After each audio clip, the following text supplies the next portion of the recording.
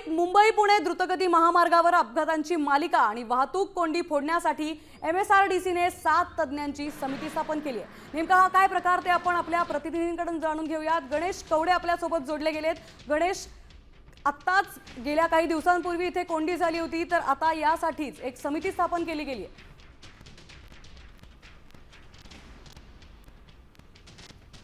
नक्कीच मुंबई पुणे एक्सप्रेसवेवर झालेला अपघात पाहताच आणि या अपघातानंतरून आता ही कोंडी सोडवण्यासाठी विशेष करून ही समिती आहे ती स्थापन केलेली पाहायला मिळते। कारण की एक टँकर पलटी झाला आणि त्यातून वायुगळती होत होती आणि त्यामुळे कुठेतरी जवळपास 32 तास आहे तो मुंबई पुणे एक्सप्रेसवे आहे तो बंद पडला होता आणि त्याचमुळे अशा पद्धतीचे अपघात रोखण्यासाठी कशा पद्धतीने काम केलं पाहिजे यासाठी ही समिती आहे ती काम करताना पाहायला मिळणार आहे। त्यामुळे आता या समितीच्या माध्यमातून अपघात 0% कशा पद्धतीने मुंबई एक्सप्रेसवेवर करता येईल, त्याचबरोबर होणारी वाहतूक कोंडी आहे कशा पद्धतीने रोखता येईल, या सगळ्या संदर्भामध्ये या ठिकाणी आहे ते चर्चा होताना पाहायला मिळणार आहे। या समितीकडून आहे ते 2 ते 3 महिन्यामध्ये एक अहवाल तयार करून सरकारला आहे तो देण्यासाठी सांगितण्यात आलेला आहे। विशेष करून या समितीमध्ये सार्वजनिक बांधकाम विभागाचे माजी सचिव देखील आहेत आणि त्यामुळे या समितीमध्ये नेमकं आता काय येते हे देखील पाहणं गरजेचं आहे। कशा पद्धतीने हे अपघात टाळण्यासाठी सरकारकडून प्रयत्न केले जातात हे देखील बघणं गरजेचं आहे।